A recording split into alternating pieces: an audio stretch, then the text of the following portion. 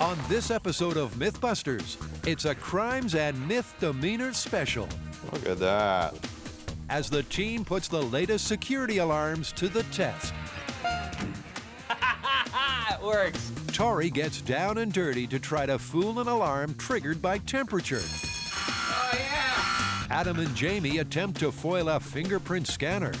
Yay! Then Carrie turns chicken Don't try what you're about to see at home. to silence an alarm sensitive to sound. Finally, Jamie and Adam replicate a crime movie myth. Can water really be used to break into a safe? 2, 1. Who are the MythBusters? Adam Savage Ants are all over my head, man. and Jamie Hyneman. Gets me all worked up just looking at it. Between them, more than 30 years of special effects experience. That was heavy. Joining them, Grant Imahara, Go get him, boy. Tori Belleci, Whoa. and Carrie Byron. That was crazy! They don't just tell the myths, they put them to the test.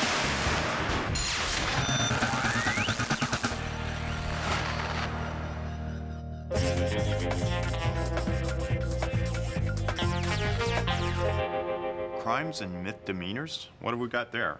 Well, you remember a while back we actually did a whole bunch of myths associated with the crimes perpetrated in movies? Oh yeah, even I got excited about that one. Yeah, actually, that was one of my favorite myths ever. Mine too. In Great Hollywood Heists, the team constructed a course that it then armed with Hollywood-style security devices. From getting around laser beams and picking open a safe Got it.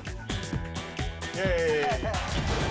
to climbing an air duct. No heist whodunit was left untouched.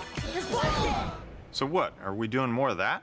Not exactly. Last time we were testing to see if we could beat some mythical, like movie-style alarm systems. This time we're going to try some real-world alarm systems and see if we can beat those. And those systems are going to be an ultrasonic motion detector, a thermal alarm, and a fingerprint door lock. And we're going to install them in the original assault course. Great. That sounds cool. Wait, that's not all. This time we're going to have you blow up a safe without destroying what's inside. Well, let's get cracking. Let's get cracking. Sure. What? So the team has got 3 new alarm systems to overcome before a safe filled with water gets blown apart. But first up, it's time to point the finger at Grant, who's turned locksmith. He's removing the regular door lock and switching it for something much more sophisticated, a fingerprint scanner. Fingerprint lock is an optical sensor, and what it does is it reads the pattern of your fingerprint, and if it matches the one that it has in its memory, it will allow you then to turn the handle and open the door. It works! Because all of us have different fingerprints, this lock, which scans human thumbprints, can be tailor-made to only open to one person, which for this test is Grant. Here's how it works. So you hit pound, pound.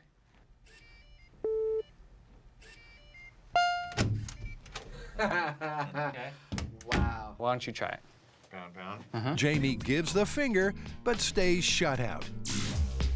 It's Grant's way or the highway. I have the master fingerprint. The master fingerprint. Aren't you special? If their specialty is breaking and entering, Adam and Jamie must first covertly obtain a copy of Grant's thumbprint and then convert it into something that will open the door. Any initial thoughts, anyone? Anyone?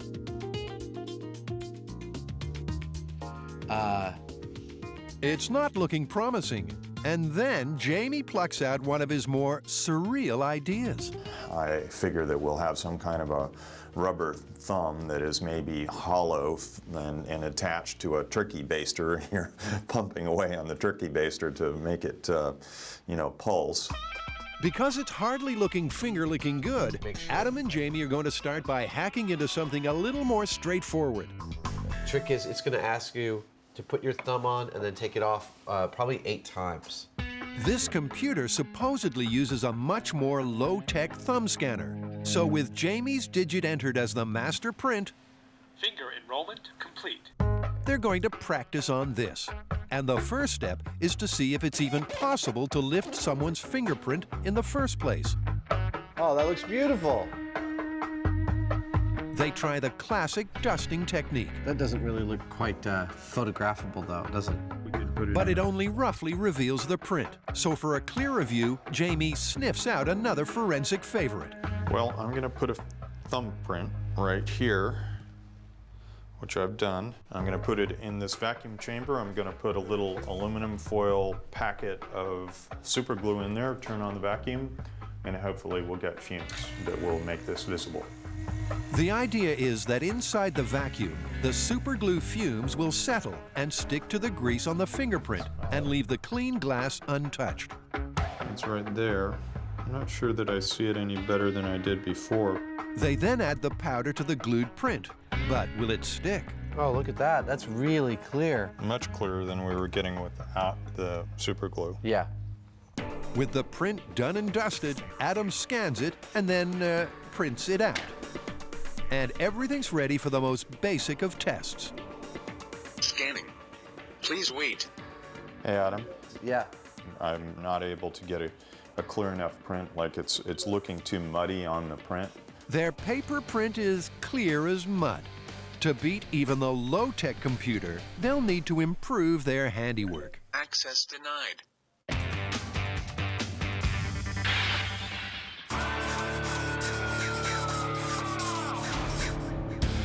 While Adam and Jamie point the finger, the others are handling a different spectrum entirely.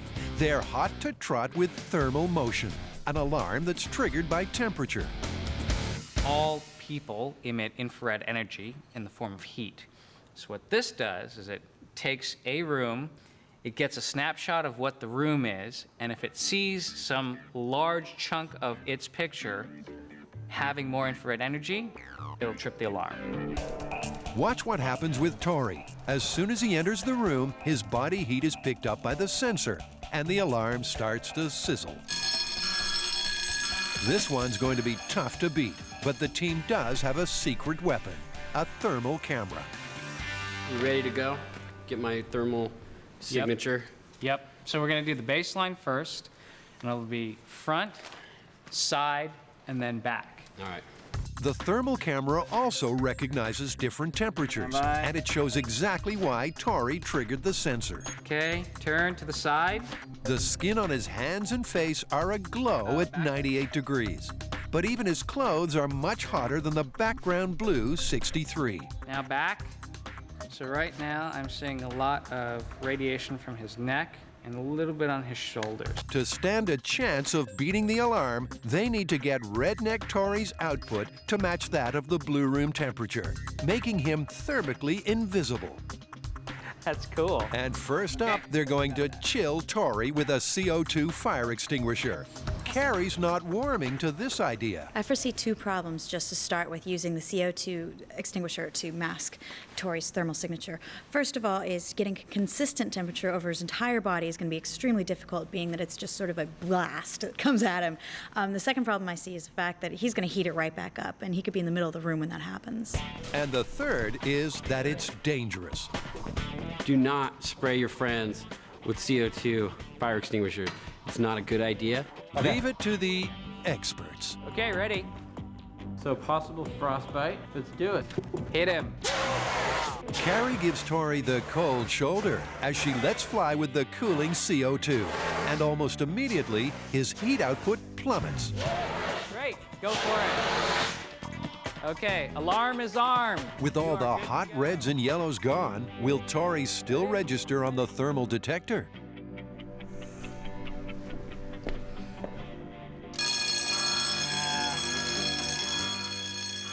That didn't work out too well.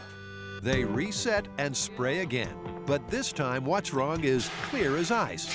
The cooling effect of the CO2 just wears off too fast. It's only on for a few seconds before enough body heat reappears to set off the alarm once more. So with this method busted, they need a new plan to come in from the cold.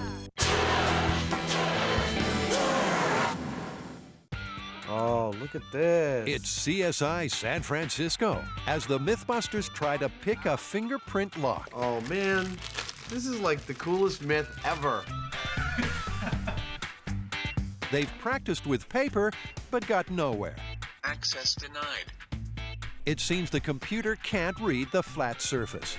So now, with Jamie's print printed out on acetate, the MythBusters are going 3D. All right, this is a process where we're going to etch these fingerprints onto a copper-coated circuit board, and it involves making a clear acetate of the fingerprint, laying it over a circuit board that is coated with a photoreactive chemical. I will expose it to a light, and when I remove the acetate, I will wash away everything that hasn't been exposed. See the art? The exposure and washing treatment leaves the copper with an exact copy of what was on the acetate. So, oh, that looks really good. Then it's immersed in acid, which dissolves the copper, but leaves the black print, thereby creating a slightly raised 3D etch. Why don't you rub your finger around on a safe place and see if you can feel an edge? Oh, yeah, I can. Why don't you go try and make a casting. casting of that, and we'll try it out on our thing. You got it. I hope this works. The last step is to take a casting of the etch with ballistics gel, which has similar properties to human skin. Now we're talking. And with the gel dished up, they're all set to try Jamie's print on the computer scanner. Let's go see whether it works.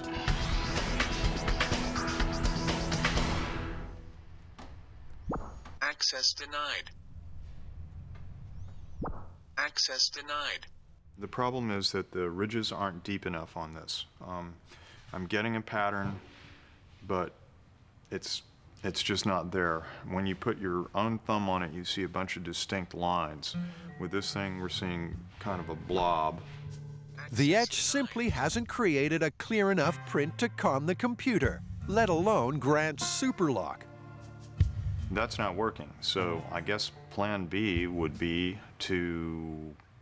While Jamie tries to figure out plan B, Carrie's pulling off the other part of this impossible mission, getting hold of Grant's thumbprint. Grant doesn't think we can covertly get a hold of his fingerprint. He gets really suspicious every time Jamie or Adam comes over here. So I'm going to have him copy a stack of CDs, and hopefully that way we can get a hold of his fingerprint. He's going to come through the store any minute. It's freaking me out. Carrie's turned double agent to try to snare Grant's thumb, and a CD case may be the perfect foil.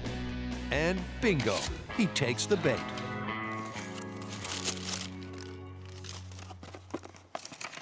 Remember how you said we couldn't covertly get your fingerprint? Easy as pie, but Grant's not amused. Yes, I told the producer yesterday that it would be almost impossible to covertly get my fingerprint. Apparently, I was wrong. Weren't expecting a double agent, were you? Yeah, from our own team. With the master print under wraps, Jamie successfully dusts it off, Look at that. scans it in, and when he prints it onto acetate, he has one of those Hyneman moments of genius.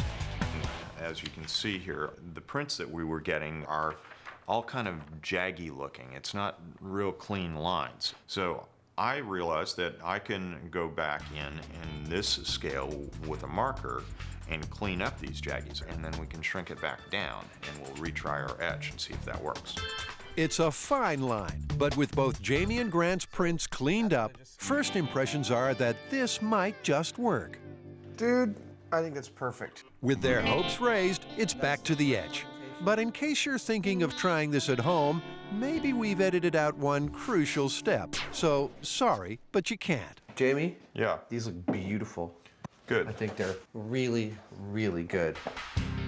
Jamie makes new gel prints, and then it's all ready to test. You got something? Yeah. Oh, that is good looking. That's as good as we're gonna get. So. That's as good as we're gonna get. Let's try it. Okay. This time, the computer doesn't reject it straight away. It reads it some more, and then... Access granted. Yay! We got it. Yes? Yes. Dude! You just made my day. With access granted on the computer, it's time to access Grant's Superlock. But that's taking things to a whole new level. Welcome, Jamie. Hey! So it works. Fantastic. That is awesome. Back with the temperature-sensitive sensor, chilling Tori with a CO2 fire extinguisher didn't make him thermically disappear. So now, the team is diving headlong into a new tactic that might. Well, up next is a neoprene suit, and hopefully that will mask his thermal signature. Viewers of a nervous disposition may want to look away now. I was not meant to see this. I'm not even looking. The neoprene suit aims to tackle this myth in a different way. Wherever the neoprene crosses you, it's like it disappears. Like a ninja. Rather than alter Tori's temperature, the insulating wetsuit should prevent his body heat from escaping, meaning he won't register on this thermal camera or the sensor in the room. Whoa, that works great. Dude, you do look like a ninja. I think this is gonna be my new outfit on MythBusters.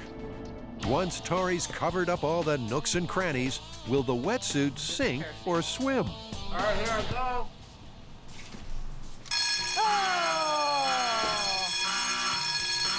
With the alarm ringing, Tori heads back to the test zone for a postmortem. When you first started, this suit was totally blue and it blended into the background perfectly. But now, I can totally see the outline of it. And the longer I stay in the suit, the more of the heat from my body is going to transfer to the suit. So with the wetsuit sunk, what's next for this hothead? Well, in the M5's flower beds, Carrie and shop assistant Terry are trying to dig up the third possible solution. Well, in choosing methods to fool the thermal motion sensor, we cannot ignore some of the classics, such as one utilized by our great Governor Arnold Schwarzenegger in the first Predator movies, where he slathered himself in mud in order to fool the thermal sensors of the Predator. Of course, in Predator, Mr. Schwarzenegger used pristine swamp mud, not the soiled soil of M5. Luckily for Tori, Carrie and Terry are terminating any detritus nasties. I'm really looking forward to this, not just because, we get to prove the Predator myth, but because we get to cover Tori head to toe in mud. Tori's rubbered up to give him some protection against the cold clay. All right, where did we get this mud? That's what I want to know. It is working. That's working really well. It's working? First impressions are encouraging. The mud body mask is masking Tori's thermal signature. He's slowly blending in with the background. Can you try not to shove it in my ear canal? I feel like you should scoop it up and dump it on his head. That sounds like a great idea, Grant. They keep plastering him until he's got more dirt than a mud wrestler in a monsoon. I'm going in. Ready. Like that? Yes. Oh, yeah. Well, it's looking like the Predator myth is terminated. The mud, like the neoprene, has warmed up too fast, meaning that Tori's heat seeped through and soiled the sensor. And Tori spotted another problem. If I was trying to break into a building covered in mud, I think it'd be probably pretty easy for the police to find me because they would just follow my tracks. For the mud, it's hasta la vista, baby. Back with the Finger Fiddlers, Adam and Jamie have just tasted success. Using a ballistics gel fingerprint, they beat the computer scanner. Welcome, Jamie. Hey! All right, so it works. So next up, it's Grant's fingerprint lock that has his thumb as the master. To rise to the challenge, Adam's fetched the etch of Grant's covertly obtained print. He's used this to make a latex copy that he's planted straight onto his warm, sweaty, pulsing thumb. Okay, so you guys ready? Yeah, we've been working on this for days, and I think we have a couple things that might work. Cool. Okay, well, I'll be here. All right. All right. You first. Okay. Use my patented Imahara thumb.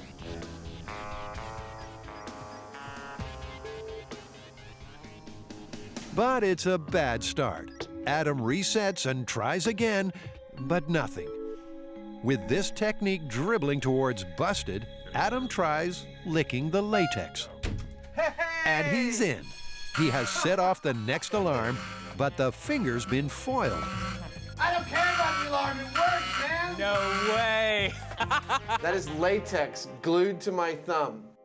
But they're not stopping there. Well, that's one down. Shall we try all of our other techniques? Next up, it's Jamie, who's made a regular ballistics gel print of Grant's thumb. And guess what? Yay! Hey! Nicely done! That's 2 for 2! No way! At this point, the one we bought for the computer is a lot harder to break than this one. Yeah. Well, I say we move on to the copy paper now. With everything they do working, the team goes for broke by trying the photocopy of Grant's print. But surely something this simple can't foil the finger.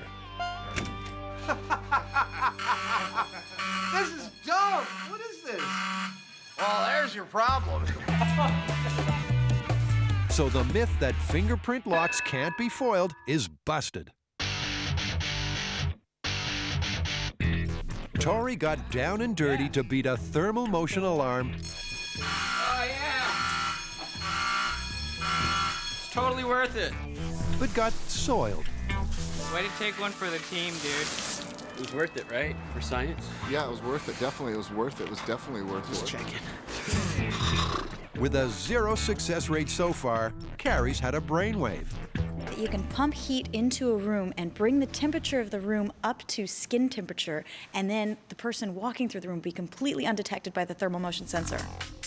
Up to now, they've needed to mask the body's thermal signature because humans are hotter than room temperature. Okay, opening the gas.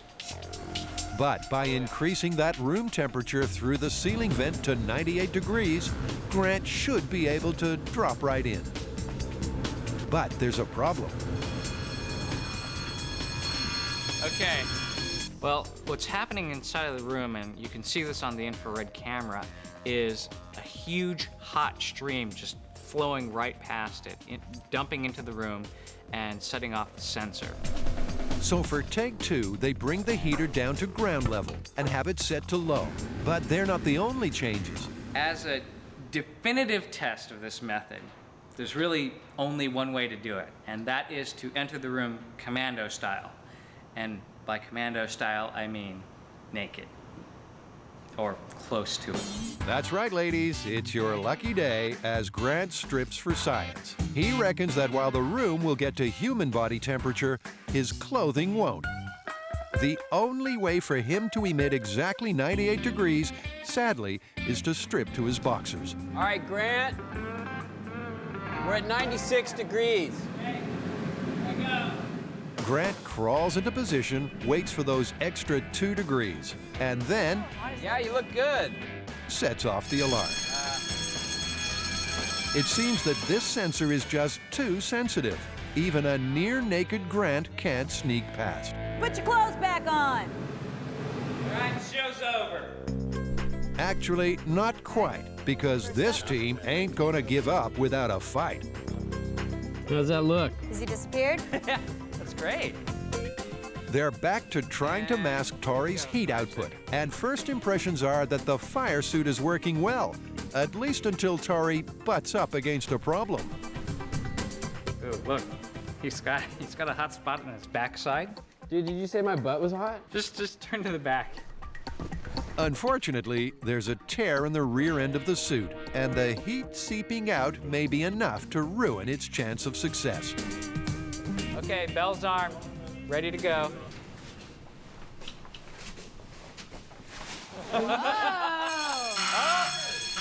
Sure enough, the red rear end triggered the alarm. So for take 2, Tori turns the other cheek and goes in backwards. And he's cracked it. You're in! Even some dodgy disco moves don't set off the alarm, at least until his headgear falls off. Take the hat off. That's cool. Oh my God! That is Wow! cool. I'm actually surprised how well the fire suit worked. I mean, the first run we saw that he set it off, but that was because he had the leak in his backside.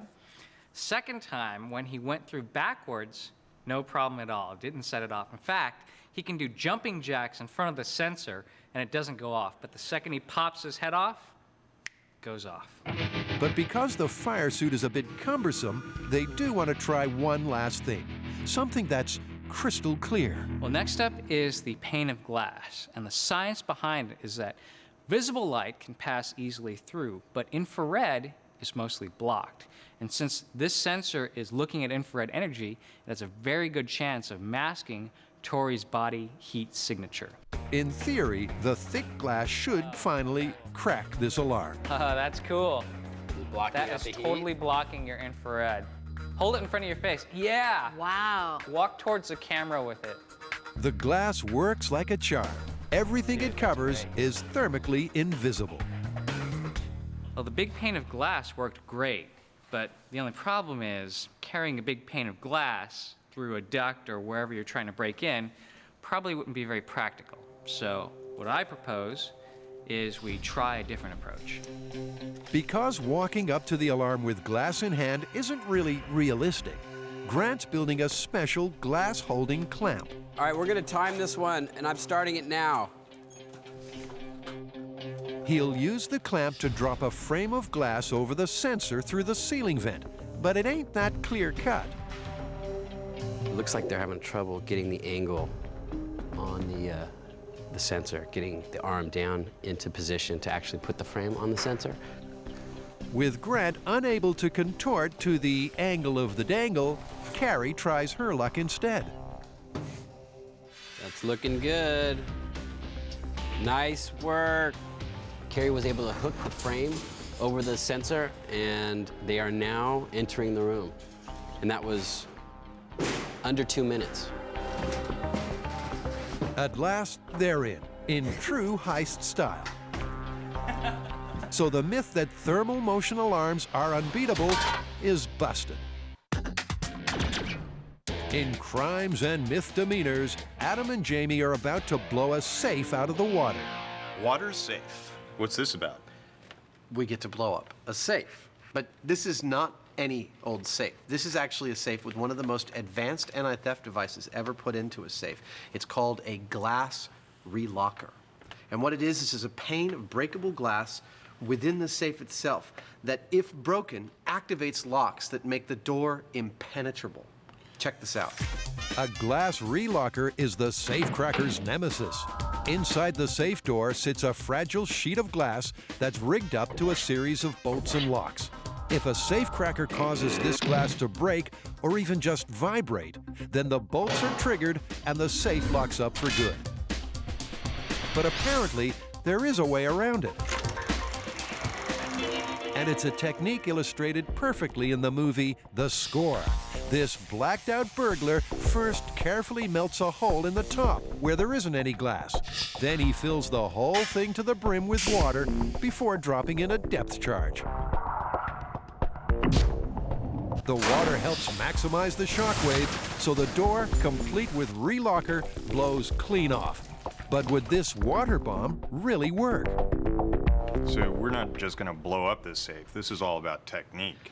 Absolutely. I want to follow precisely the technique outlined in the film to see if using water is just a movie myth or if they've actually based their plot in science fact. Well, to kick off this myth, Grant shoots on the internet to try to score the cinematic safe.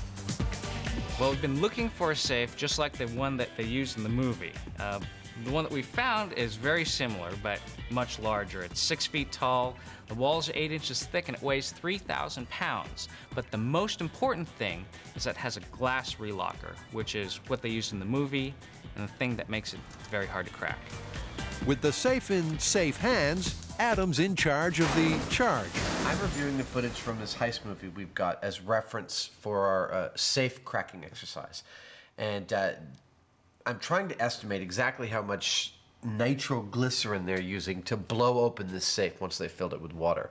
So I'm going to take some measurements off the screen to try and estimate the exact size and volume of this explosive so we can calculate the right amount of explosive for our own experiment. It may look like guesswork, but Adam's adamant this is accurate. Based on my calculations here, I come up with a rough area of about 8.5 cubic inches, which is about 4.73 liquid ounces, or 140 milliliters, or 9.5 tablespoons. Whatever our pyro ends up needing for this information, I think I've got the conversion for him. In that case, let's get cooking. It's a simple recipe. Take one safe with glass relocker, add some water and explosives, and mix in a bunker. MythBusters production and research team has found us another phenomenal location to do things you're generally not allowed to do. It is a South San Francisco water quality control plant. In other words, it's a sewage plant. And on any other day, this trough I'm standing in would be filled with poo. But today, we get to blow a safe up in it. And to stop this myth going down the toilet, they're being helped by explosives expert and retired FBI agent Frank Doyle.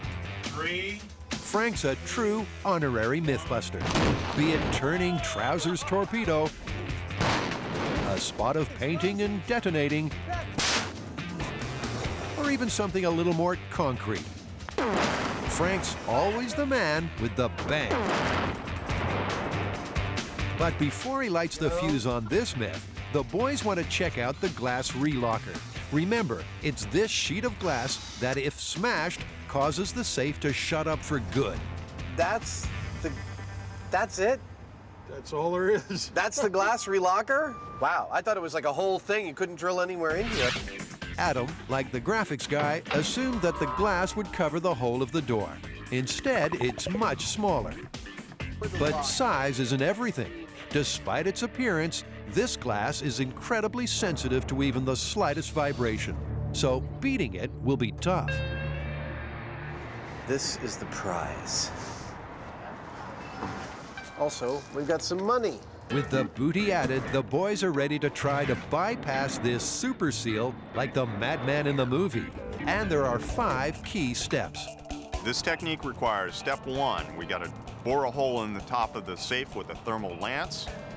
Step 2 is fill the safe with water. Step 3 is lower explosives into the safe.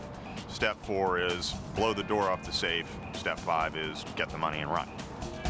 Adam and Jamie are going to tackle this myth step by step to see whether this movie is spot on accurate or did they score an own goal. And first up is the thermal entry. It's not exactly what the well-dressed bank robber is wearing these days. It sure isn't what the movie guy used, but better to be safe than sorry. Okay. I think I'm ready to go for it. Just like in the film, Adam's using a thermal lance to cut through the safe.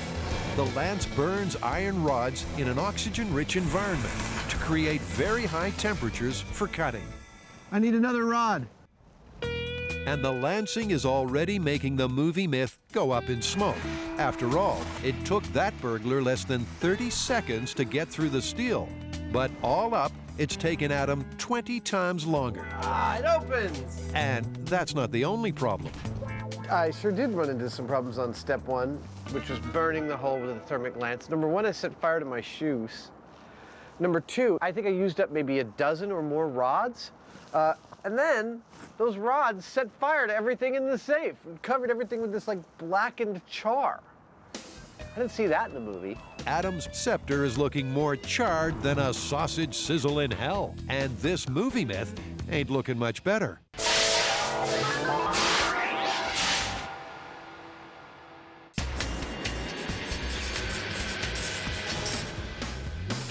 Just when the team thought it was safe to raise the maze to the ground, there's one more security device to test. What I'm doing right now is I'm installing the sonic motion detector. This is going to be a tough one to beat. An ultrasonic motion detector? Sounds alarming, but how does this one work? An ultrasonic motion sensor sets out a very high-frequency sound wave, which bounces off all the walls in a room and comes back to a receiver in the sensor to create a pattern. Now, this pattern, it will know as sort of the status quo of the room, and anything that interrupts that will set off the sensor and alarms will go off. So let's get this straight. The detector times how long it takes for a high-frequency sound wave to travel across the room and back. If anything gets in the way of the sound wave, it's reflected back to the sensor faster, and the alarm gets triggered. And the first step in trying to silence the sonar is to get some fabric that can soak up the sound. Well, if you need a sound-absorbing material, I really couldn't think of anything better than maybe a shaggy shag pile carpet. So definitely gonna hit up this retro store and see if they have anything like that. Carrie's hoping that a thick rug will absorb the sonar's sound waves and so prevent them from being reflected back. She reckons this might trick the alarm into thinking everything's normal. I don't know if color's gonna have anything to do with it, but this is the thickest one I have. The yellow? Yeah, definitely. I wrap myself up in this, so I'm gonna look like a Muppet. Or Big Bird. Carrie may be about to turn chicken, but it's this guy who gets egg on his face. Whoa! Oh, okay. Are you okay? Yeah, I'm fine. Back at the shop, Carrie's going to revamp her rug into a sonic stealth suit. But not everyone's thrilled at the thought. I'm making my sound-absorbing suit out of this rug, which Lulu here has made into her bed, and she's not so happy about. With Lulu out of the way, it's a dog's life for Carrie as she carves up her carpet. But after just a few seconds of time-lapse, her stealth suit is ready to strut. Could you imagine breaking into a building dressed like this? Not really. She may look like a big bird, but will it cause the alarm to go, "Open sesame"? The alarm is active. Save yourself the embarrassment. Don't try what you're about to see at home. It's an alarmingly good start, but then... this chicken's a jailbird.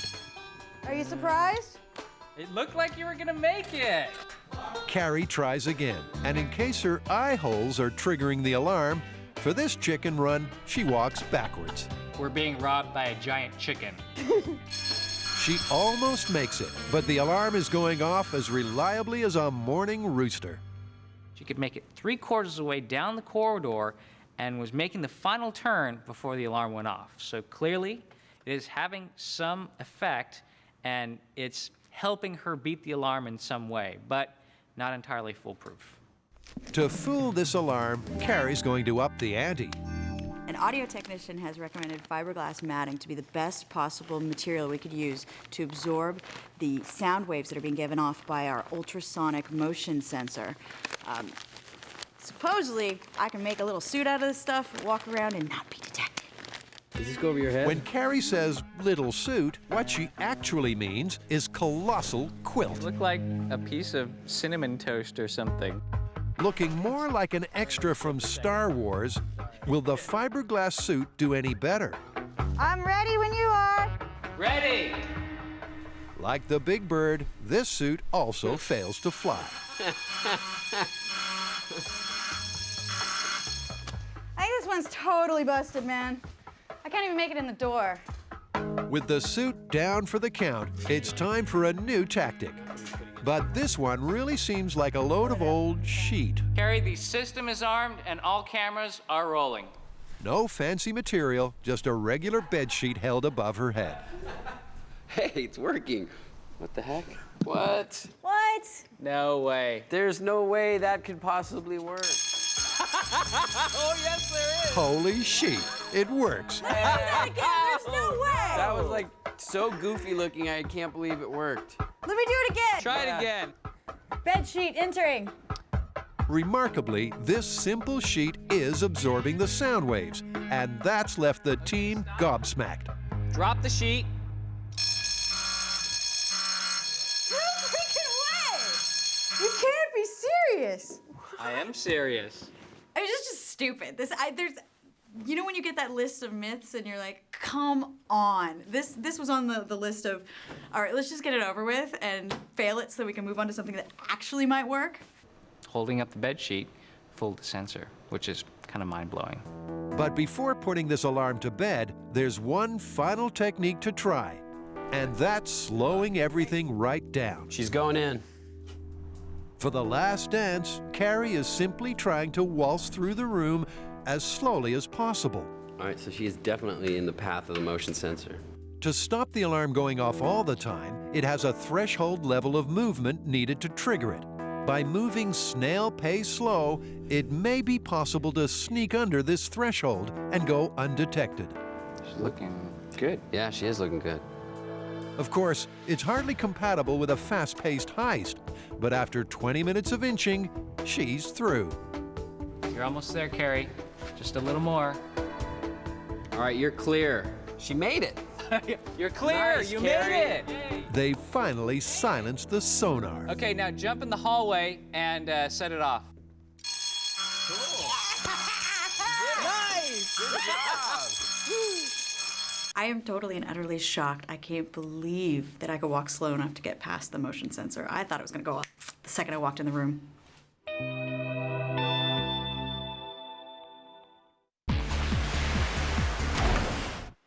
Adam and Jamie are attempting to copy this movie crime cliffhanger to see if they can blow a safe filled with water.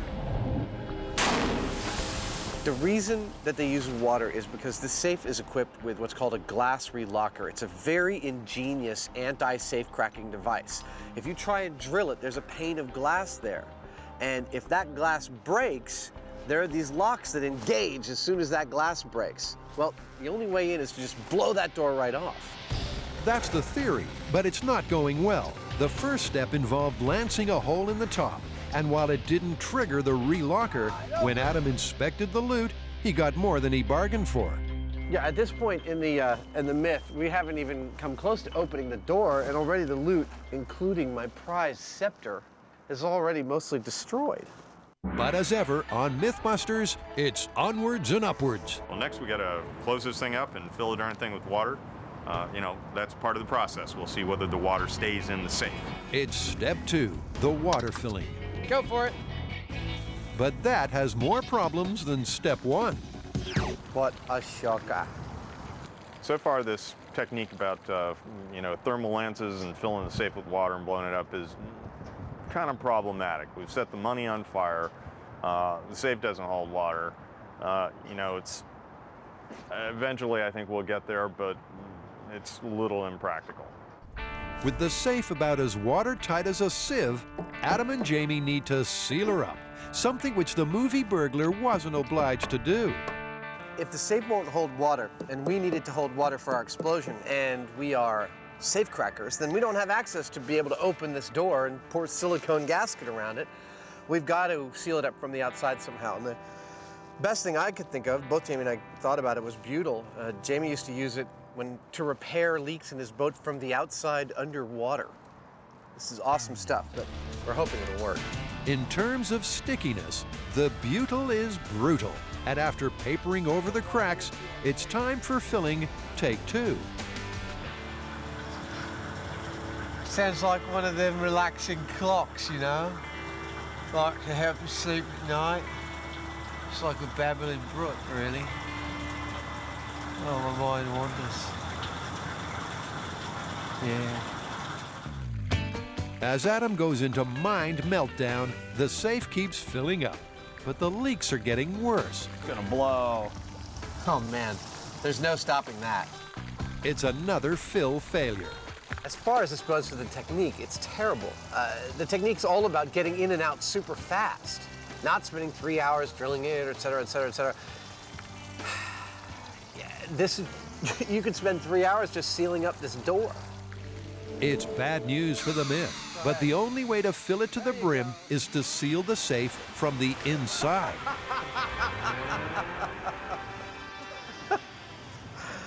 This is a fun job sometimes. Of course, this is sailing further away from the movie. Okay, you ready? But the expanding foam should seal the deal. Let's fill. At last, she's retaining water. And while she fills, the team gets to the bottom of what the water actually does. Well, what are the physics involved here? What does the water do with the explosive in the middle of it that makes it different? The water does not compress when the explosive detonates, so you have some dynamic energy pushing evenly against all of the water surroundings, against all of the surfaces on the inside the safe. So does it make the explosion more intense? No, you don't change the energy, you just more or less concentrate the distribution of the energy. So it just more efficiently transfers that shockwave from the explosive out to the outer walls of the Yes, safe? Okay. yes. So in theory, the water is a good system to blow out a safe. But in case the shockwave is more like a tsunami, the blast shields are locked into place. And just in time, because back in the sewer bunker, the water closet is fit to burst, meaning it's time for the boom. So let's mobilize, let's do it. Based on Adam's earlier calculations, Frank's got hold of 8 ounces of TNT that's being fed into the charred hole at the top. So the bomb techs are currently loading in the charge, and everybody else is clearing the area. The area is being buttoned down by the fire department and security around here, and we should be ready to go for a blow in a couple of minutes. Remember, this is the result they're hoping for. The safe door neatly parts company. The glass relockers are beaten, and the booty is undamaged. With Frank's mini depth charge sitting pretty, it's time to go for broke and blow the final whistle on the score. Going in 3, 2, 1. I saw the whole thing move. I think we're inside the safe. You think we are? You know, I don't enjoy the explosions as much as I like the aftermath. Adam may prefer the aftermath, but for me, it's always the boom. The TNT kicked to perfection as safe and door are no more. Look at the door! Wow! That worked beautifully! Oh my God! The door's a full 30 yards from the safe. But how's the booty? There it is! Oh, it's mostly here. Look, I found the jewel.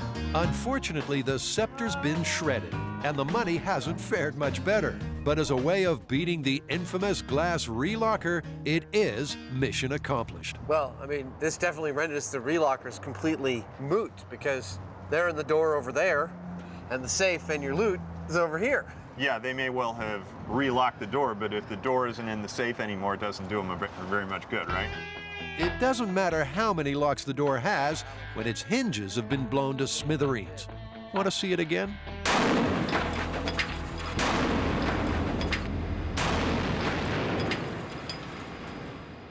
Well, I'd say that technique worked. What do you want to call this one? Well, you know, we found out that the movie technique might be based on a robbery that happened in the 50s on the East Coast of the United States, but we cannot independently confirm that. Well, I'd call that plausible then. I would absolutely call that plausible. It is rife with problems about sealing the safe, but once you do, it is a very effective way of separating the safe from the door. All right. On to the next one.